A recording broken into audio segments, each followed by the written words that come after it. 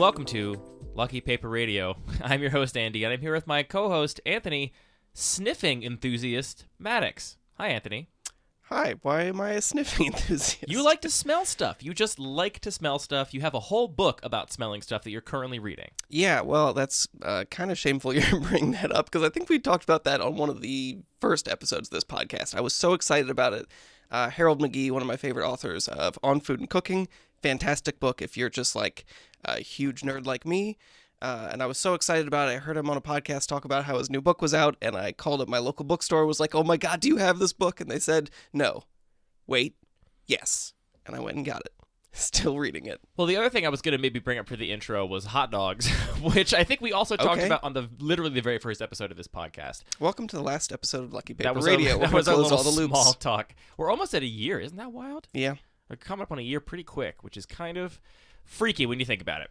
Yeah, you really like smells. What's the best thing you learned from your smelling book? It's really dense. Like, that's part of the reason, other than, just it being a horrible year and not feeling very motivated to read. It's also a very, very dense book. It doesn't sound like a fun read. It's got a little bit of organic chemistry review. It's got, but I mean, what's really great about it is, just like On Food and Cooking, it's really just about how, from this one perspective, we can explore all kinds of different facets of biology, of human experience, of art, of creativeness. I found some of the points about, cat and dog urine pretty interesting, and this sort of like time release mechanism that actually makes cat pee continue to smell for days and days is this like biological evolution, and that dogs raise their leg to pee higher up on things so that their smell can spread more. So interesting. Very cool. Here's a question for you. Is there anything you're afraid to smell? Because I've seen you smell some stuff. Just, give a little smell test to some stuff that I was a little bit wary of. What gives you pause? Interesting question. What would make you not smell something? Something that's particularly moldy. I think there's just some logistical concerns about inhaling aflatoxin. But other than that, I'll smell anything once. You'll smell anything once. The way that you mentioned that the smelling book is a lens for all kinds of aspects of life, I feel that way about magic often. Where magic is a lens in which we can talk about theory and epistemology and all kinds of useful things, but in a more safe space with lower stakes than, the whole world at large. And this week's episode of Lucky Paper Radio is going to be all about synergy. Synergy. What is it? Should you do it? Should you not do it? We're going to talk about what synergy means, how it affects the design of a cube, how it affects the play of a cube, how you should think about that when you're making decisions around your own cube. But first, we are going to do a pack one, pick one from a listener-submitted cube. This cube comes to us from listener Ryan.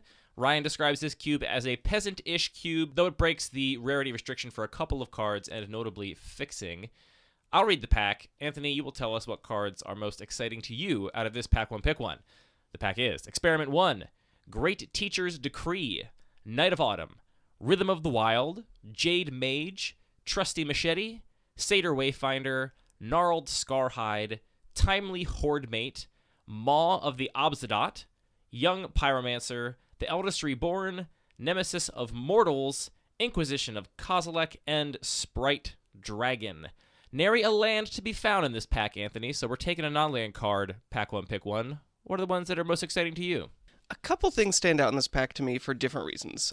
So I think just going in order that I'm seeing them, I really like Experiment 1 just because it's a very cheap creature. It scales well with the game. It does lots of cool stuff. It has opportunities to interact with synergistic mechanics like, anything with +1/+1 counters or creatures entering the battlefield at instant speed. All kinds of fun stuff. The next thing that stands out is Rhythm of the Wild. I think I'm going to shy away from it just because it is a gold card, and that's not really where I want to start, especially in a new cube I haven't drafted before. But it's definitely a very, very powerful card. The next thing that stands out to me, I guess, moving down to the bottom row, we have Young Pyromancer. This is a really, really strong payoff, obviously, for any kind of spells matter. I really like that. I think it scales very well with the power level of the environment and is very tunable by the sort of density of instants and sorceries and the power level of instants and sorceries. But it usually is going to perform. And then Eldest Reborn is also extremely powerful, just as like a built-in value card. It's always going to do a lot. The reason I would be maybe skeptical about this is I just don't know how fast the format is going to be. So a lot of lower powered environments do tend to really let easy 2-for-1 shine and become extremely powerful cards, but at 5 mana this can be a little bit slow. What do you think about Inquisition of Kozilek in this particular environment? I love Hand Hate, so that card jumped out at me immediately, but I do think that card's power level scales with an environment, but at an even greater degree. So the more powerful the environment, I think the more powerful Inquisition of Kozilek is. The lower power of the environment, I think the lower power it is. When the power level is low enough and tempo is less relevant, then a 1-mana card that just 1-for-1s your opponent, usually not taking a huge bomb necessarily because it can only hit things that are 3 CMC or less, and you're the one that had to pay the mana and take, the time to actually cast the spell, I think gets pretty rough. But it really shines in any kind of environment where your opponent is going to be trying to combine different synergies of their cards, and by taking one card out of their hand, you can really derail their whole game plan. It stands out to me here, along with Young Pyromancer and Eldest Reborn. Those are the 3 cards that jump out at me. You could almost make a new spectrum. Is this an Inquisition of Kozilek format, or is this an Eldest Reborn format? And I don't know just from looking at the list. I suspect it's probably squarely in between. Just from what I'm seeing in this pack and what I saw of the cube list, it seems like fast decks are possible, but not necessarily super prevalent. So you might have a matchup where you really want Eldest Reborn. You might have a matchup where you really want Inquisition of Kozilek. Could be perfectly in balance.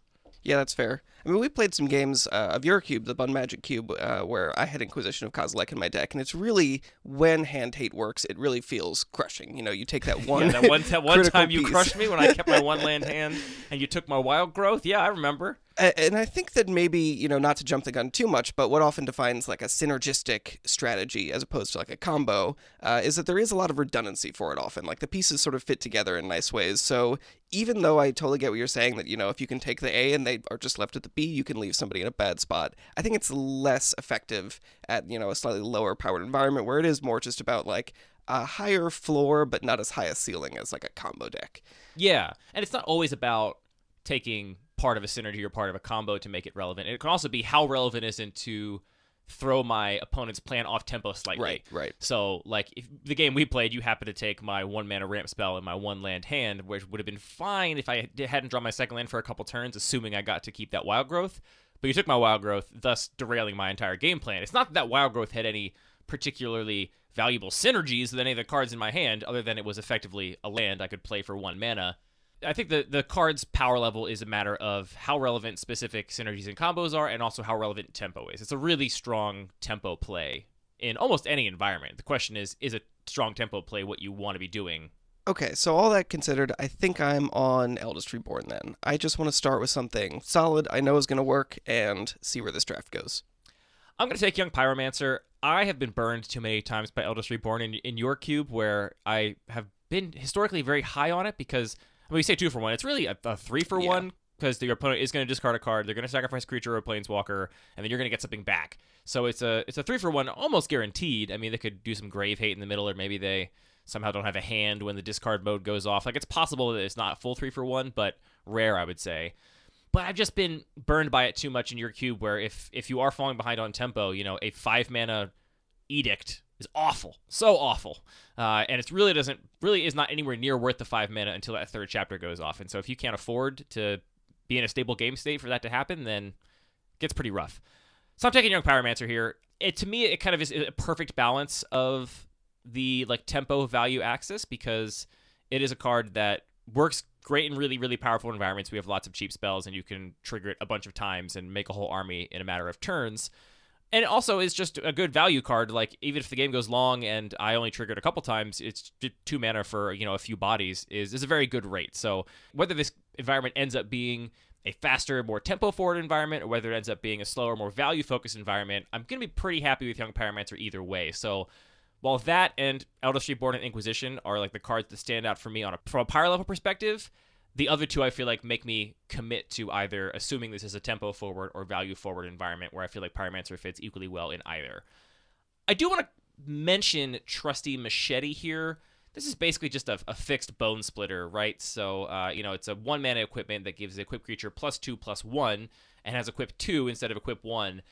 I think this might be the pick for pure win percentage in terms of keeping you open and being just a very solid equipment in peasantish cubes. It's very rare for combat not to be very relevant. The games are usually going to be won through the combat step. So that card's going to be relevant in pretty much any deck you're going to draft. So that might also be the pick, but I'm not feeling it today. Just like I'm not feeling Eldritch Reborn today. Burned too many times. Fair enough. Yeah, I feel like I struggle a little bit with equipment in my own cube where it does feel like there's a little bit of a gap. Like there's some extremely, extremely powerful ones like obviously, Skull Clamp and Bone Splitter and Grafted War Gear. And then I feel like there's a pretty substantial gap. And I'm just not quite excited to play this Trusty Machete, but I agree it's better than it looks. I have a question for you, Anthony. It's pack 1, pick 1. You're drafting Strixhaven. You have an Igneous Inspiration in your pack. That's the 2 and a red, deal 3 damage to any target at sorcery speed and learn. And you also have a Mystical Archive Lightning Bolt. What do you take? Let's assume the rest of the pack is garbage. I mean, it's got to be the Lightning Bolt, right? Why do you say this? It's just so efficient. It's very efficient. But I see what your question is. You see where this question is getting getting at. Is it about efficiency and tempo, or is it about value? Or is it about value? Or is it about the Igneous Inspiration? I stole this question from Ryan Sachs on Twitter, who posted this question a couple days ago. The vote's pretty split. It looks like about 50% of people would take the Lightning Bolt, and 40% of people would take the Igneous Inspiration, and 10% just wanted to see the results of the survey. So pretty even split, but, just him asking the question, I have not drafted Strixhaven once, frankly. I'm not on Arena, and it's not been time to draft cards in person just yet. From the way that Ryan even posted his question, I assumed the answer, from his perspective, is Igneous Inspiration, because that learn is so valuable. Interesting. I could see that. If a more skilled player told me that was the correct highest value play, I would believe them, but I'm still taking that Lightning Bolt. Learn's powerful. All right, Ryan, thank you for sending in your cube so we could do a pack 1, pick 1 from it. If you want to be like Ryan, dear listener, that can happen for you. Just send your cube link to mail@luckypaper.co with your name and pronouns, and we will do it on the show.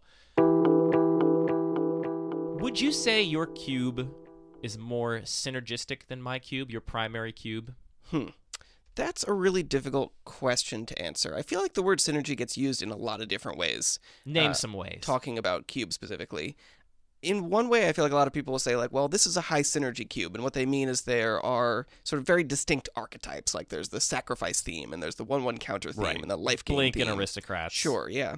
But I also think that people will sort of sidestep into talking about cubes, especially like high-powered Power Max cubes being highly synergistic compared to a typical draft environment, where it really feels almost more like constructed, where it's more important to think about the deck itself and picking up the right cards for a particular deck, rather than just taking purely powerful cards, right? And that's also a kind of synergy. So what was the question again? My question was, do you think your cube, your primary cube, your regular cube, is more synergistic than my Bun Magic cube? I would say... There's no right answer. I don't have an answer to this question. I'm going to really hedge here, and I'm going to say I think it has a lot more explicit synergies, where it's like, this card says 1/1 counters, go find another card that says 1/1 counters and get paid off. But I think that the sort of less explicit but still very important synergies, like make sure you get, Caracas and a legend that you can bounce, is still present there. I did cut Caracas from my cube a long time ago. Never mind. It's rude. A long time ago? Yeah, I would say over a year ago. Definitely before the pandemic. So yeah, a year and a half ago, maybe 18 months ago. Wild. Yeah, it got the axe for being just... The answers that can't be answered themselves, rough to me. I think they lead to really rough gameplay patterns.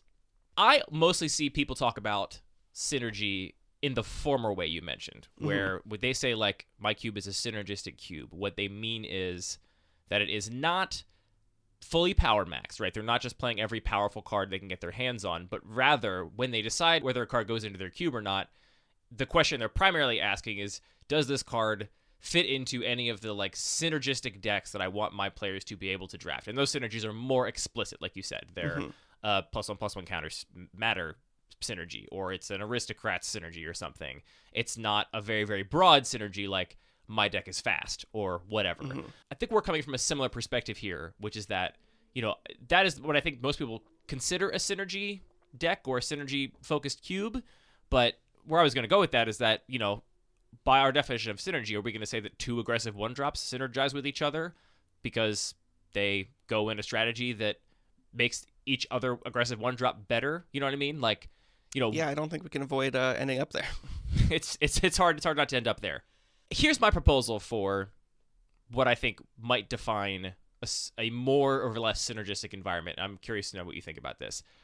I suggest that if the pick orders of cards are dramatically altered by your previous picks in ways other than just, color, right? Like basically the delta by which your pick order is altered by previous picks. The higher that delta, the higher synergistic the cube is.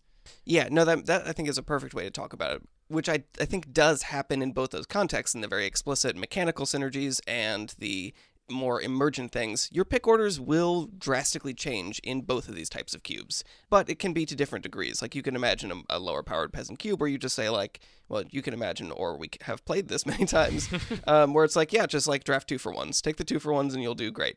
And that feels like a much less synergy driven environment where my pick order doesn't change quite as much. Right. I don't actually think it's super tied to power level, except in one way, which is that I think if you have a very wide power delta, then it becomes very hard for synergistic decks to shine. That's a great point, because yeah. games are often just decided by the very, very powerful cards. If you have Oko in your cube, probably doesn't matter if your opponent put together the sickest Blink deck or Aristocrats deck, or, combine some cool synergy with, I don't know, let's say like Dreadhorde Arcanist and some equipment, right? And now they're like, attacking and they can flash back any of their instant sorceries because the power of the card is much higher than one, right? That's a synergy, right? Dreadhorde Arcanist is synergistic with Bone Splitter, but none of that's going to matter if your opponent has Oko, because Oko is just Broco, as they say. Yeah, and I think that sort of explains a lot of this sort of, like, I don't know if it's great to say a synergy deck is, or a synergy cube is a lower power cube, but I do think we're sort of coming to this realization that there's a correlation there. And I think the reason for that is that a lot of those kinds of explicit mechanics, they're designed for limited. They are, right, or standard, where, you're just going to have a lower powered experience. And, unless you're just going to say, well, I'm going to put in a whole bunch of the one flagship rare, sure, you're going to end up wanting to put in a bunch of diverse things that are going to span, the common and uncommon bands as well. And it's also just like a motivation. Like, if you're like, hey, I really like this mechanic, I want to make this work in a cube, that is like a reason to not just play the most powerful cards. And for most players, if they don't have a specific reason, like the default is just, well, if there's two options for a similar effect, let's play the better one. Sure. I want to talk about synergy versus combo and whether this is a spectrum or a binary in your mind. Have we ever been like, yeah, this is binary? Do we have this question? It was really clear cut. I think some things are more binary than you maybe do, but certainly there's like the really far end of the spectrum, right? Like your Kiki combo, right? Where you have your Pestermite or your Deceiver Exarch and your Splinter Twin. Those are cards that in the environments where that combo is present often don't do much on their own. They only work with each other. There's very little redundancy for either side. I mean, a lot more now than there was a few years ago, but still, even in a cube that runs the maximum possible redundancy, you only have a couple cards on either side that are like at the highest power level, the most efficiency. That certainly I would call a combo. And then you have, like, let's say a Blink deck, similar colors, kind of similar in terms of creatures that are in the battlefield, where you have Blink enablers and Blink payoffs. You have stuff like Brago or Soul Herder or Charming Prince as enablers to blink things that you have blink creatures in the battlefield, and you have payoffs, things like Muldrifter and etc. More of those. I can't think of more off the top of my head. Blade Splicer, right? You have things like that benefit from entering the battlefield. If this is a spectrum, what do you think changes from one end to the other than just the number of payoffs and enablers on either side of that equation? I mean, I like if we put this through the definition that you proposed a second ago of, like, do these effects change your pick orders? Yeah. I think, like, it clearly shows that these are similar things. Like, you're definitely, if you have a Kiki Jiki, does Pestermite go up in your pick order? I think it does. Sure does. So I think from that perspective, like, it makes sense to think of these in a similar category to some degree. But I also think there are meaningful distinctions. I think when people talk about combo, often they mean a thing that ends the game on the spot, right, rather than, like, accruing value over time. And also, like you're saying, being more about, like, an individual interaction between two cards, like a combination, rather than just saying, like, I have a lot of interchangeable parts Sure, that kind of overlap and interact with each other and end up as an aggregate being a little bit better than individual cards. So Soul Herder, Eternal Witness is not a combo per se, because it doesn't end the game immediately, just accrues some value over time. And importantly, there are lots of other cards you could swap in on either side of that equation and have still something relatively similar, right? You could do a pretty similar thing with a Brago and an Archaeomancer or whatever and generate a similar kind of value. I guess so. One other like distinguishing feature that I think people would use to define a combo, in addition to being, a small number of pieces, specific interactions, and winning the game on the spot, is often just being able to do a thing infinitely to actually establish a loop, which synergy often doesn't really that's not usually described as synergy at all, which I think is a meaningful distinction. Sure. But that also like doesn't overlap completely because there are a lot of arbitrary loops that you can establish which don't actually result in you winning the game. My favorite kinds of arbitrary loops. Very good. Put the game into a stall forever. And I will sacrifice this and put it back in play 10,000 times. What do you do? All right, now I do it 10,000 more times. Any response? You do that.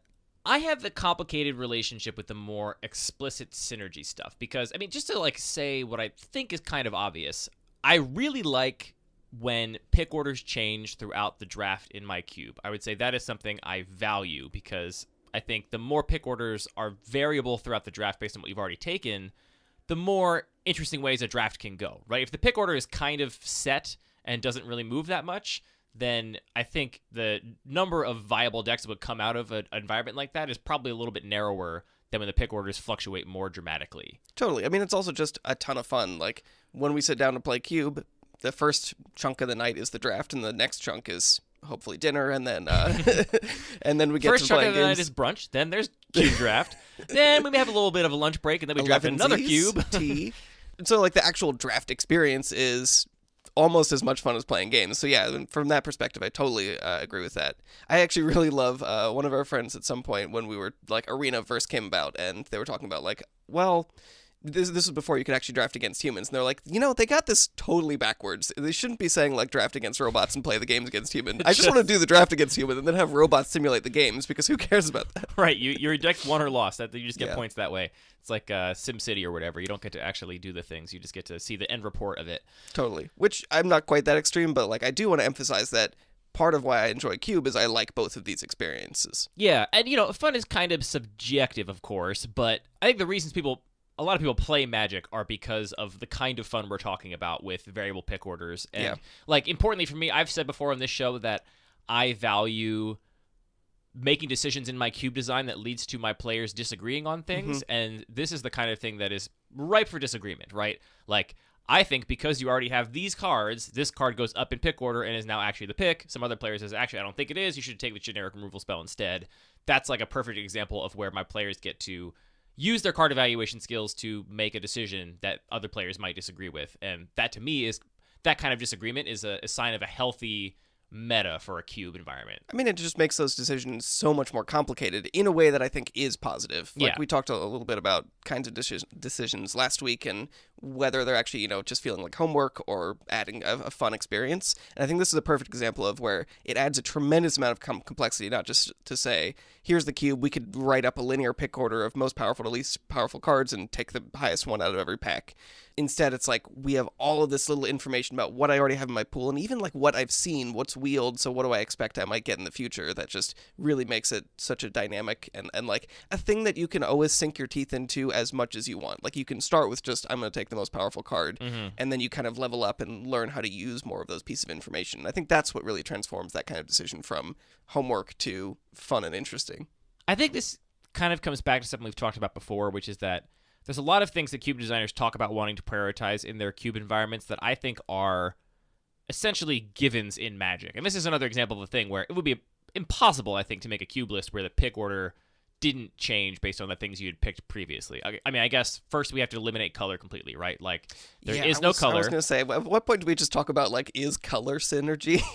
I mean, color. Yeah, I think If color you is have a on bunch the of same black spectrum cards, as synergy, right? Do you, like, another black card gets a more valuable pick than taking your first green card? And to me, the color pie is fundamental to Magic, right? Totally. The idea that you can't just put all the best cards in a deck, whether it's constructed or limited, and play it, makes the game interesting, right? It gives you different angles at the game. And even when you have cubes that are color limited, right? You've done a mono black cube, which is effectively a colorless cube.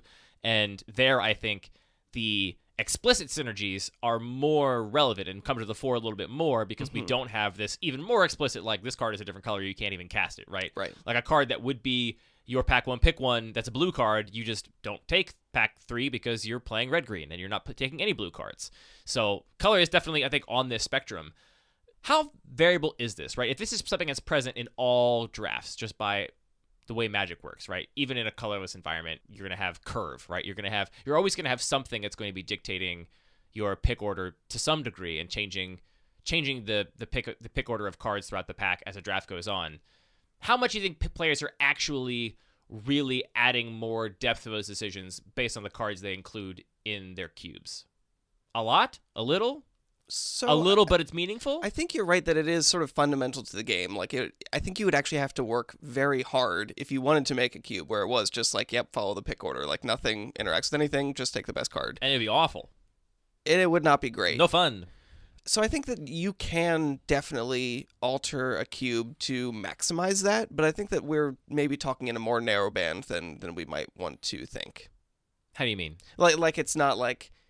Well, this is not a relevant thought experiment, right? Because I don't think anyone is trying to accomplish this goal. What I'm trying to capture, how much of this synergy is just implicit to Magic, right? Like, let's say I'm a cube designer, I'm not thinking about synergy at all. I don't think about the interactions between cards. I just put cards I like in a cube. I think that cube would have maybe almost exactly the same amount of synergy as a cube where someone is explicitly trying to bake it in. I see what you're saying. Like, all the cards interact with all the other cards, right? In some way. But I think that we do have a fair amount of control. Like, I don't think it's... Like I said, I think that you're going to have a lot of synergy, even if you're not trying to do it deliberately, but I think you can crank it up. And I think a lot of, like, making it more relevant doesn't actually have to do with directly saying, like, let's put in more cards that say card A interacts with card B. It also just has to do with tuning, like, all these other aspects, like how important is tempo versus value in a particular format, like what is the power level delta so that, you know, the certain cards just really dictate or just don't need any support to make them work and be better than the field. So I think that really tuning it to make synergy matter more is more about fine-tuning those knobs than just deliberately going out and finding sets of cards that reference each other. Because I think that you're right, that is always there. Right, exactly. So I guess maybe I'm coming around to this idea that a synergy cube is not one that has more synergy than any other cube. It's one where the strongest decks are going to abuse certain combinations of types of cards to create that deck's identity. Yeah, I mean, and if it wins the most, right, that's what makes it relevant, right? Like, those card interactions are always there, right? You always have things that are going to augment and enhance other cards, but those augmentations and enhancements are irrelevant if those two cards can't be combined into a winning strategy, right? Like, sure, so you're saying, like, there can be tons of synergy there, but it just doesn't matter because your opponent's going to play their one bomb, and that's the game. Right, that's a simplified way of putting it, but even just that, you know, they might not even play a big bomb. They might just play a curve out, right? Yeah. They might just play, you know, I played a bunch of 2-drops, and you have your synergy cards that are 3 mana and 7 mana, or that are in 3 different colors, and you don't have time to assemble those things because your opponent is just doing anything else to beat you. So is it fair to say, like, the synergy is always there? If you want to make the optimal thing also the fun thing, and you find those kind of, like, synergistic strategies and that like core of making you care about the decks or the cards together and the way they fit together, it's just about trying to make that thing also the winningest thing.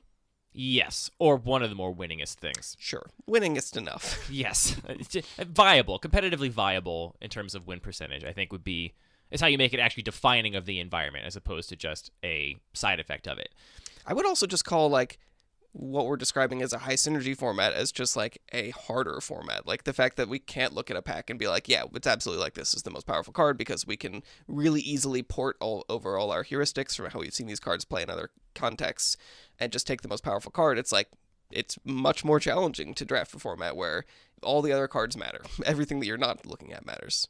What do you think the difference then is, Anthony, if there is a difference, between a kind of thing that I often see referred to as an explicit synergy and like a synergy cube, let's say Blink, Aristocrats, any of the examples we've given, +1/+1 counters, and a less explicit synergy of just saying, I'm going to run a bunch of cheap aggressive creatures, or I'm going to run Planeswalkers and board wipes, right? I'm just going to, you know, combine these two cards, which have no explicit synergy, right? Like, the board wipes don't say, and put a loyalty counter on all of your Planeswalkers, and the Planeswalkers don't say, when you cast a board wipe, draw a card, right? They don't explicitly reference each other, but through an understanding of the framework of how Magic games tend to play out, if the environment is largely creature-focused, you can say, I'm going to play these non-creature permanents that are going to advance me towards a win condition, and then play these board wipes, which are going to destroy all creatures, which I'm not going to care about, thus making this board wipe a much more powerful card. Right? I've enhanced the power level of that board wipe by having a Planeswalker, kind of in the same way that I'm enhancing the power level of my Eternal Witness by having a Soul Herder. Or is it different in some you're fundamental kind way? of just saying, like, your question is, what's the difference between these two things that are different in this way that you just explained pretty clearly? But how are they different? First of all, is Soul Herder plus Eternal Witness more synergistic or more of a synergy than a Planeswalker plus a board wipe? No, I mean, and that's why I think I like this term of calling it, like, explicit or mechanical. And even in that respect, like, it's, again, not a binary. This is just another spectrum where it's like Planeswalker plus board wipe. These work well together. These are things where if you include them in your deck together, you'll increase your win percentage. But Soul Herder also doesn't say, like, get a card with an enter the battlefield ability on it, to the same degree that, like, learn and lesson is a synergistic mechanic where it's like they literally reference each other. So I think even among I'm this, not even sure I would call that synergistic at that point. well, that was the most clear these two cards care about each other. But, like, do you see my point that, like, blinking stuff, there's lots of ways you can abuse that or get value out of it that isn't literally saying, like, this card cares about X. See, this is what I think. I maybe tipping my hand a little bit. I have a mixed feeling about the more explicit synergy cards and more explicit synergies in Cube. And I'm sure we'll talk about it more, but to summarize it, I sometimes feel like in an environment that is designed to make these explicit synergies the most powerful thing to do, it ends up kind of feeling like it wildly increases the variance, because if you do manage to combine these things, then the combination of them is so much more powerful than anything else your opponent could be doing, unless they also have built a similarly powerful synergistic engine and done it on the exact same turn and the exact same time of the game as you have, that it feels like, I feel like in some of these environments, like, I feel like we're playing a fair game of Magic, but then your Soul Herder Eternal Witness thing goes off, or you get there's some kind of, like, combination of these cards that are meant to be synergistic that I, as the opponent, just feel like I had no hope of beating this. There's no draw of my deck that could ever beat this thing, because when you draw the deck in the right order, when the variance lines up and the stars are on your side, your deck can actually play out kind of broken, even though it consists of lower power cards. You don't have your Okos, your big standout power level cards that just work no matter what. You have these cards that are reliant on other cards to get their value, but then it just means that the variability of the deck's performance feels more wide to me in a lot of implementations of more synergy-focused environments. I mean, I feel that experience that you're describing and have experienced it, but I don't necessarily see that as being so much different than, like, you're playing against mono red and they just, like, curved out perfectly and you didn't draw a board wipe. That kind of gameplay, that kind of variability, I don't think is that different. Well, so it feels different to me, and the difference to me is that your Blink deck has a lot of different ways it can be a Blink deck, right? Like, you might just get to Charming Prince or Blade Spicer once, fine, pretty good, or you might get to combine Soul Herder and Muldrifter or whatever and, like, totally go off, right? Whereas I think, to me, like, a good mono red deck is designed to be as consistent as possible, right? Like, there shouldn't be that much difference between the ceiling and the floor of a mono red deck, and because that's more predictable, your opponents, I think, have more opportunities to know, like, I need to fight a board wipe, right? But like, is that more predictable, or is it, again, just, like, it is a different experience that maybe you don't have as much knowledge that you can port over to it? So, like, maybe you have a removal spell and you just don't have the knowledge that, like, you need to hold on to that and target Soul Herder. Like, that is what that removal spell needs to be for. Whereas if you're playing a cube that you're more familiar with and you're like, well, I'm playing against mono red, I know I have to deal with this creature. It's, like, worth losing some value here to try and stabilize. Maybe. Well, let me get to the other point I was saying, because you said something that reminded me of, even though I'm somewhat skeptical of these kinds of explicit synergies, I think something you said really keyed me off on why I think so many people are really enthusiastic about them, and it's because, as you mentioned, like, Soul Herder can be combined with any number of things, right? Mm-hmm. Soul Herder is a powerful card in many environments, but the way in which it is powerful changes a lot depending on the other cards you happen to have drawn from your deck or drafted and put in your deck, right? Whether you're blinking Flame Tongue Kavu, or you're blinking a Muldrifter, or you're blinking an Eternal Witness, it's going to generate a different kind of value depending on what you pair it with. And I think that is the thing that's very appealing to a lot of players. Whereas if you were to compare that to a Planeswalker and a board wipe, I think people would call it boring, which is the thing that I have often advocated is not particularly helpful when you're trying to communicate about Cube. I mean, yeah, it's like a fun story moment. It's like, oh yeah, I cast a Planeswalker and a board wipe, like, I did the thing, is not quite as satisfying as, like, I got A and B, I put them in play at the same time, and they did their thing. And I there won by 1,000%, spark. right? I think that you're maybe being a little bit dismissive of that, because I agree, like, those story moments and those, like, experiences of trying to assemble the contraption are a ton of fun. Oh, I don't mean to dismiss it. Like, I'm explicitly saying that I think it is very valuable to a lot of players. I think it is why a lot of cube designers seek out this kind of synergy, because they like the idea of their players winning by, stars align, I curved perfectly, my 3 blink creatures. I did my perfect aristocrats curve out where I led on Gravecrawler, and my second turn was Carrion Feeder, and then my third turn was Blood Artist, and it was just like my opponent had no chance. The reason that I personally don't like that, though, is because I think oftentimes drafting and playing your deck to aim towards these kinds of peak story moments where I think my main reservation about it is you end up winning by so much more than you had to, right? like Why is that a criticism? Like, what does that even mean? I'm not criticizing anything. I'm just saying you want to just barely squeak by every time. Actually, okay, that is a little bit true. I do think winning by a little bit is kind of the most fun. It's the best. So I think maybe actually what you're responding to is just that a lot of times these a cube that has very specific archetypes and very specific mechanical strategies is often more focused on your own game plan. It's like less about That's just the next thing I was going to say. Okay, well, no, you say it. You go. It's less about and I'm going to disagree with myself in a second here, but it's less about interacting with my opponent and figuring out what's the right thing to do at this moment based on this novel board state, and more about just I sure hope I draw A, B, C and get them together. I'll counter that, though, with I think if you played formats like this a lot, you would find that there is a ton of depth, because if you also get that opportunity to counterplay against your opponents trying to assemble these kinds of combos or synergies. I do think ultimately it is a very different kind of gameplay in a way that is hard to explain, but I think when the decks are focused on this internal synergy, right? Like my Blink deck or my Aristocrats deck has a bunch of synergies in the deck that I can kind of goldfish, right? Like I can draw a hand with my Blink deck and figure out how good is my Blink deck going to play this game, and maybe you assume 1 or 2 removal spells from your opponent or whatever, but you can kind of see that I draw the cards I needed to get some kind of synergistic engine online to generate value and take over the game. You can do the same with an Aristocrats deck or a +1/+1 counters deck. And I've designed very synergistic cubes. Like I think my Combat Trick cube is one of the more synergistic environments because of the specific focus that the environment has.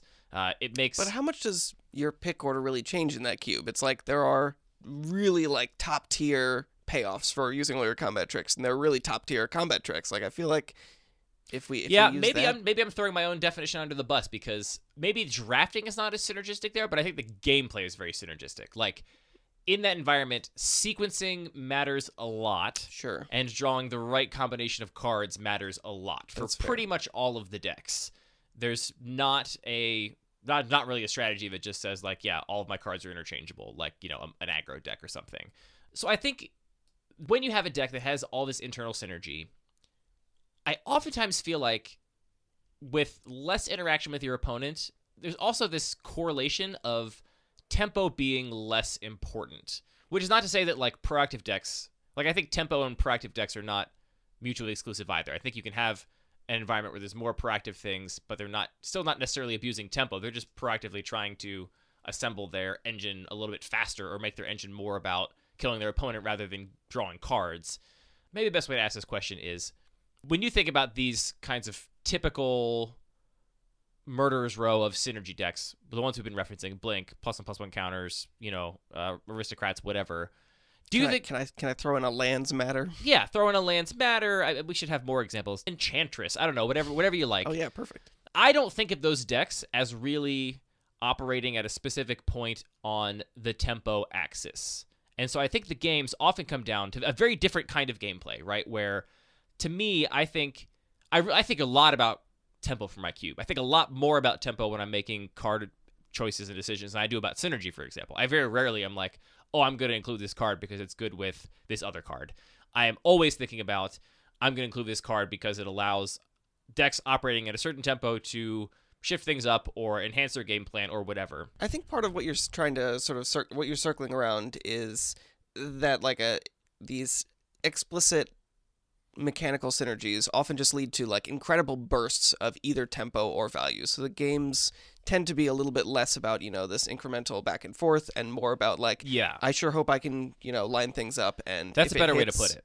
Which I think like all of that is tunable. I think you can have environments where that is, the case to different degrees. And I think that, like, ultimately, I think all of this can lead to, like, incredible drafting and gameplay. Sure. But to your point, though, I think that what I'm saying is that the gameplay is different in that in a more synergistic cube, removal means something very different. Removal means I need to remove the key pieces of my opponent's synergies to shut them down.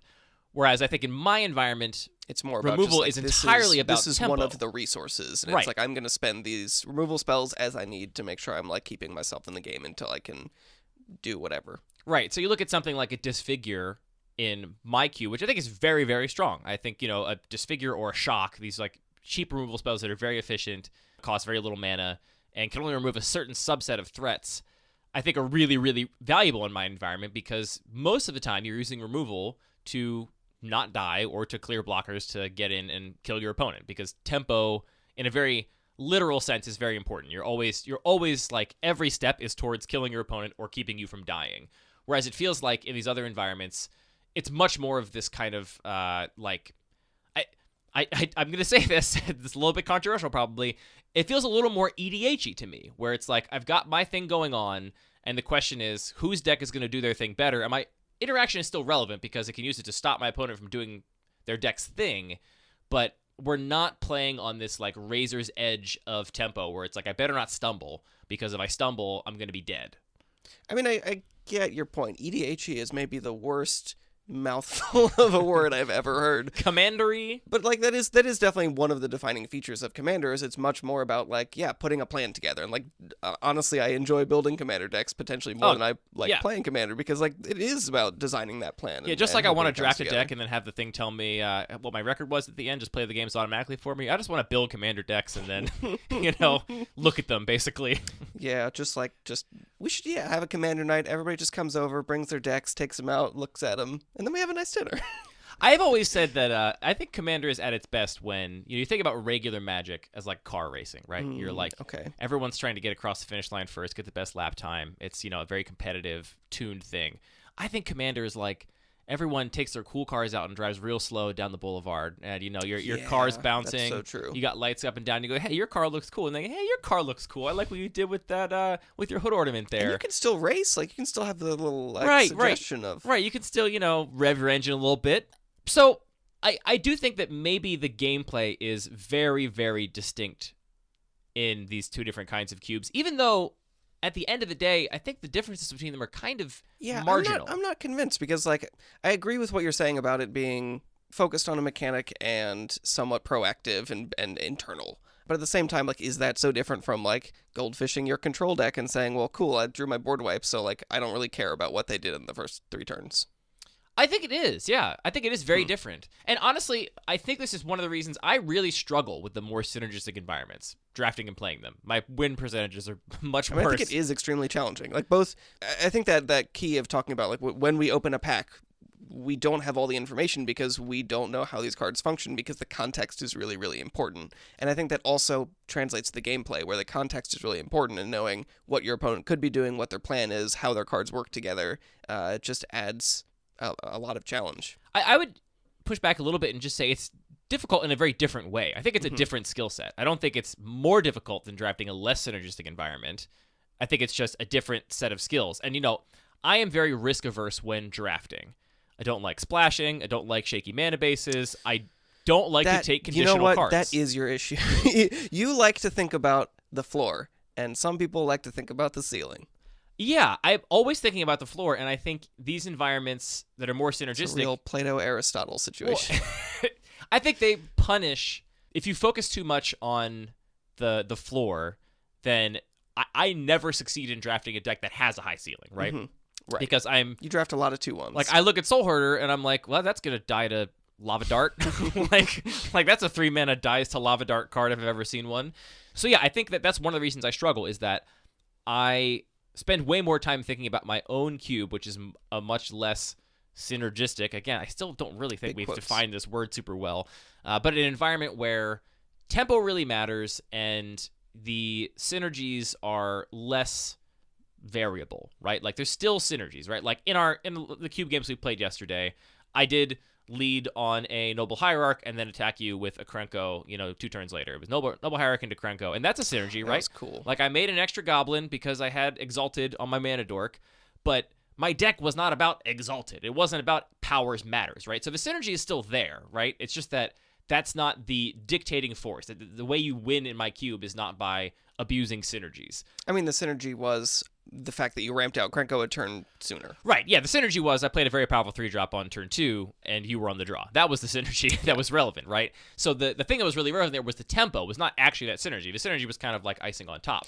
But wait, is tempo synergy? No, I don't think tempo's synergy. Tempo's very different.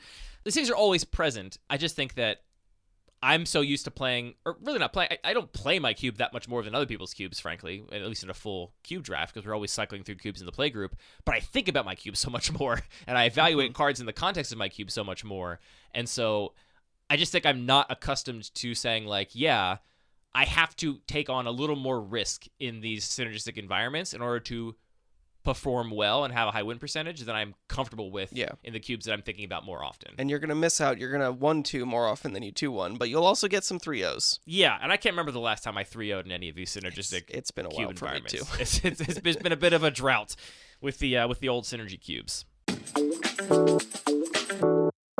I think we got somewhere helpful here. I at least think I have a better understanding of...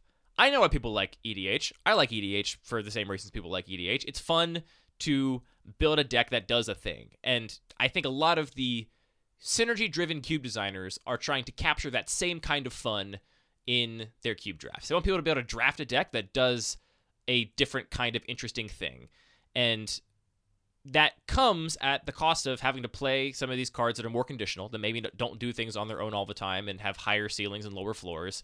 And I think it comes a little bit at the cost of having to avoid generically powerful cards, because too many of those mean that you're going to have generically powerful decks that can ignore this synergy and just be successful in spite of it.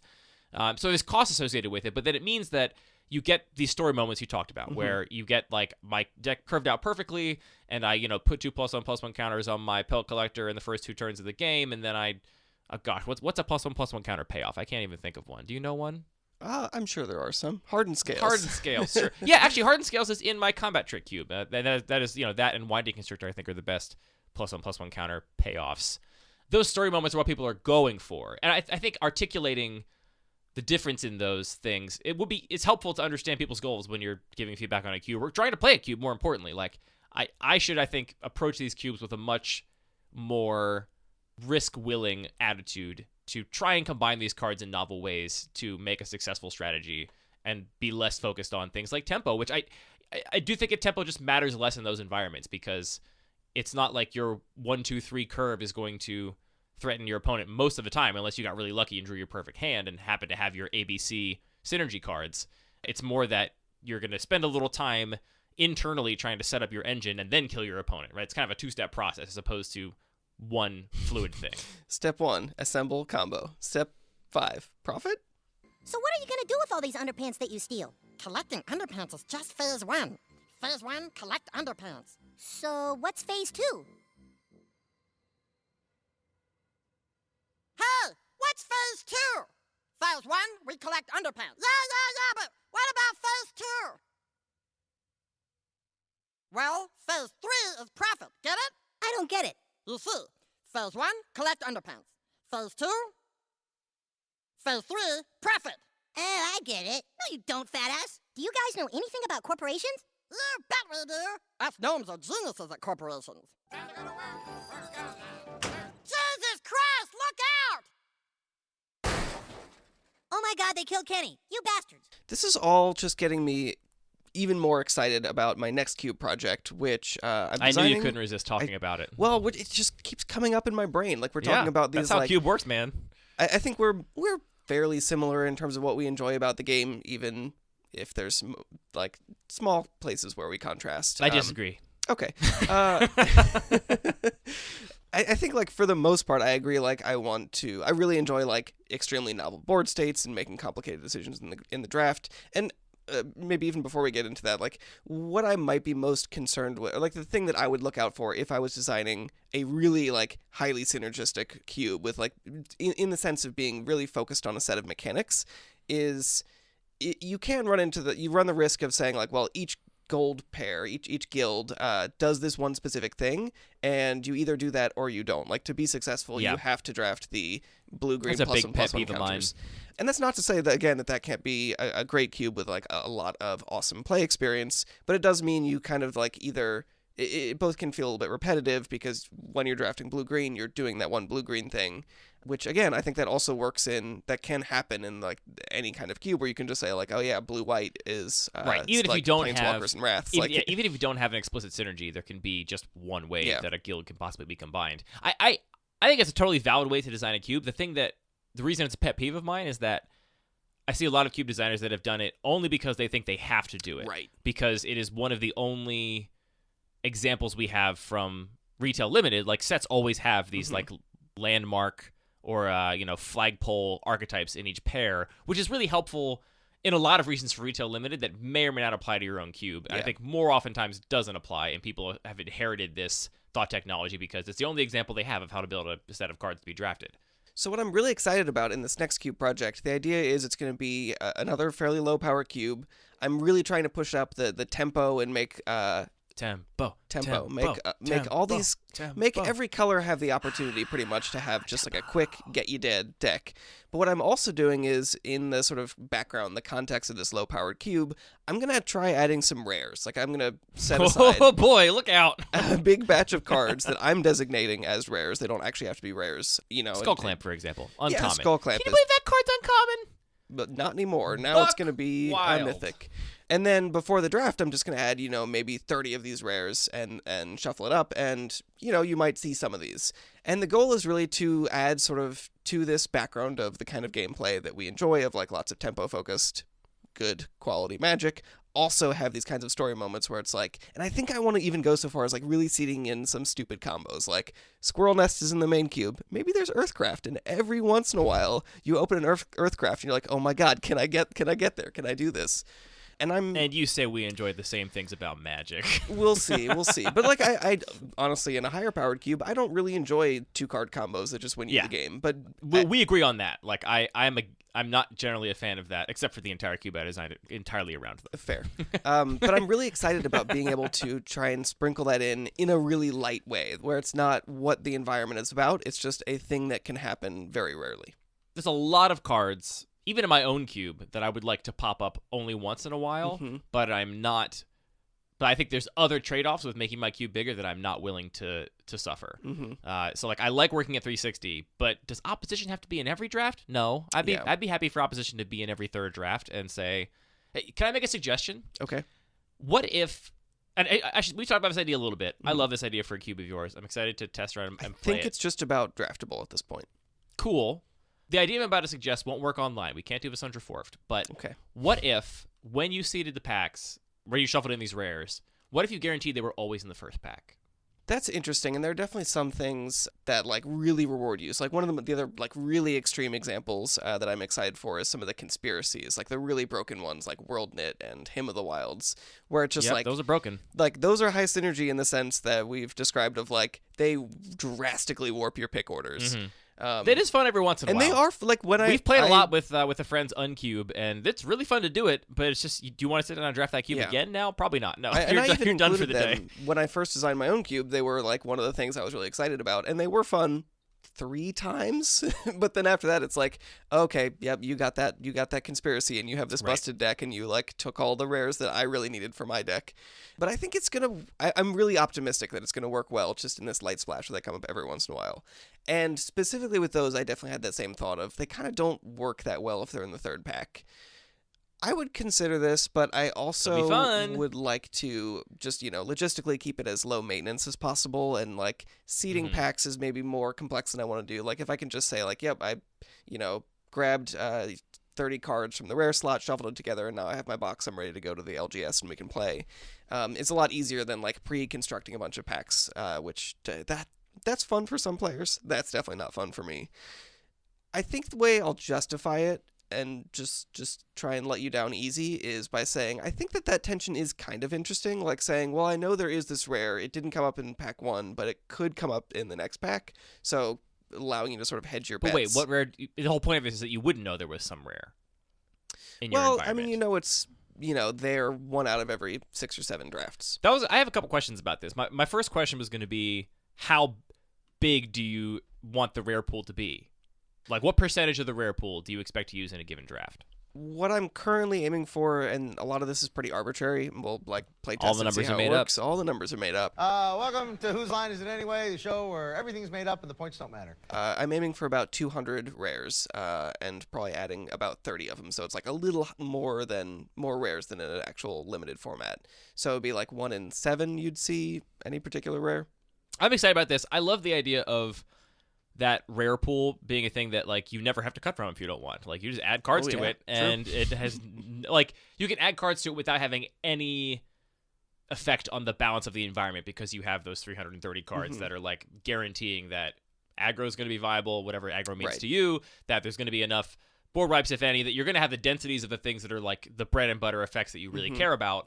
So you can just be like, yeah, add cards I like to this pile of rares. It's also really cool for testing. I obviously testing is very different because interesting. What counts as being too powerful for the rare slot. I'm curious to know once we play this cube a little bit, like if anything is too good for that. I mean, if we're saying like what's more powerful than Sovereign's Realm, really? Have you considered just sticking Lotus in that rare pack? It could be fun. That's the thing is like Lotus is not a synergy card, I don't think, right? Like you just put it in any deck.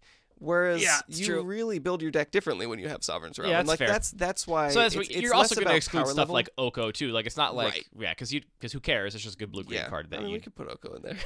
It just reminds me of when you had your battle box, and a couple times you would just take a brand new card you had got for one of your EDH decks or something. It was some broken rare, and just put it into the battle box and be like, special guest. I don't think Chase! I ever actually did that, but yeah, special guest, the Locust God.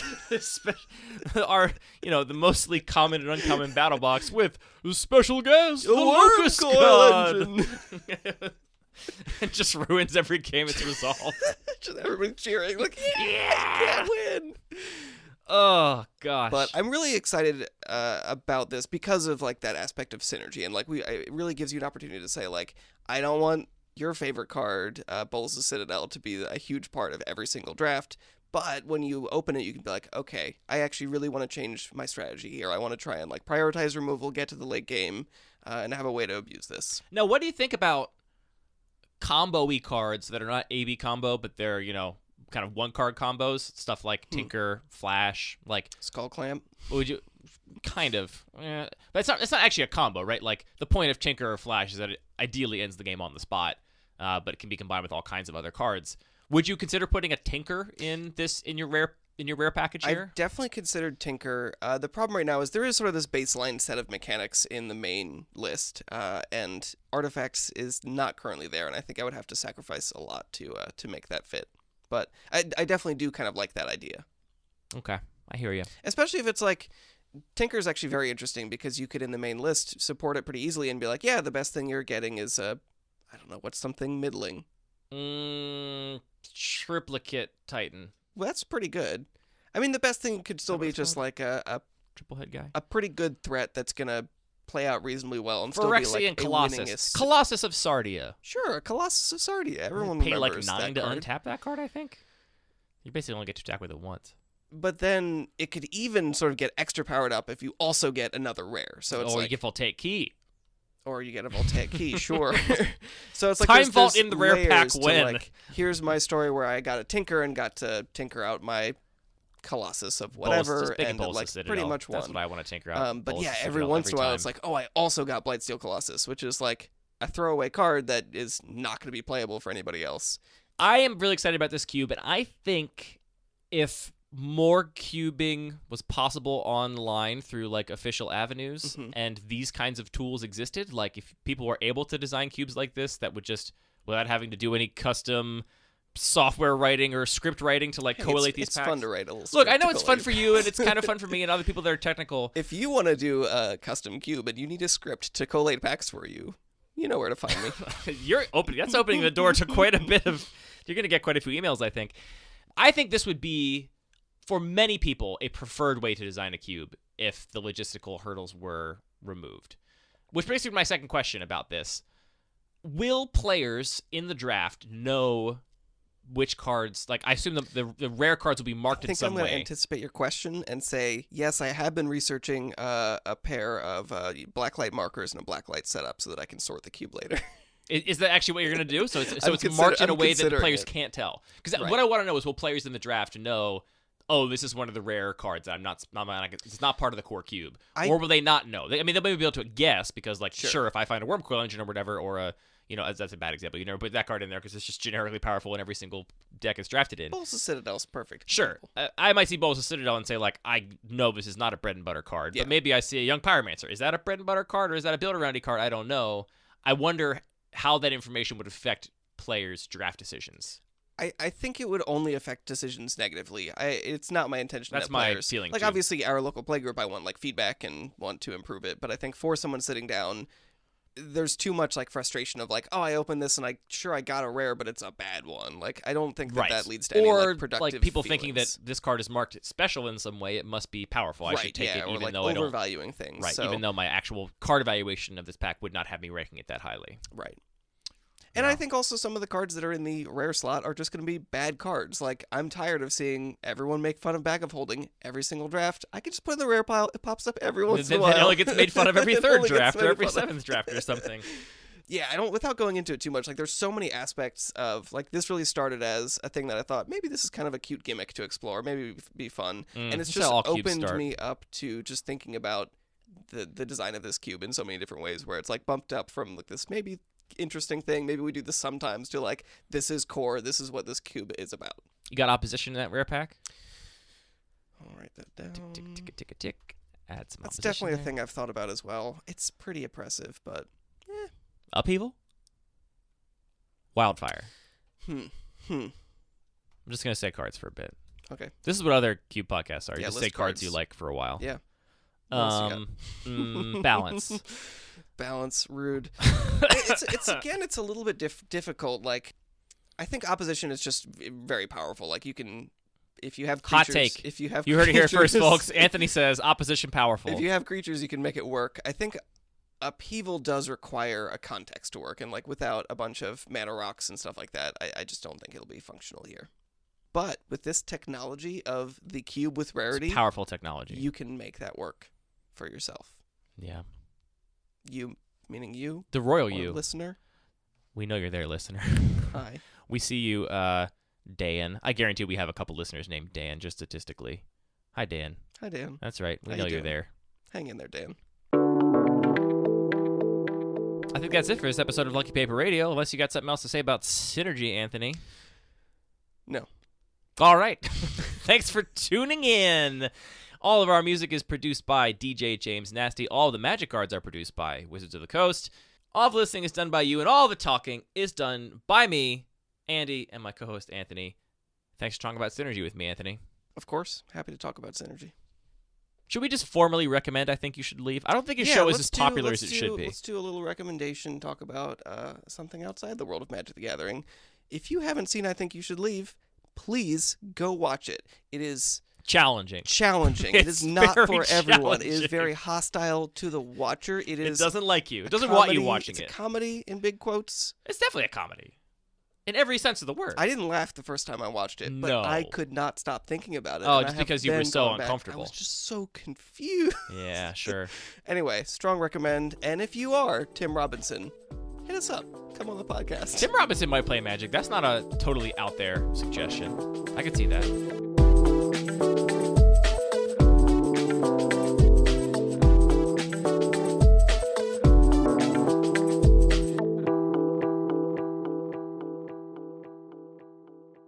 All right. Thanks for tuning in. All of our music is produced by DJ James Nasty. All of the magic cards are produced by Wizards of the Coast. You're the listener. We're the talkers. That's not what I say. I keep trying to ad-lib this thing. I really gotta... What do you do? We have to work out your thing. I gotta figure out Chunky, my outro. What do you do? Chunky! You have to figure out what your thing is.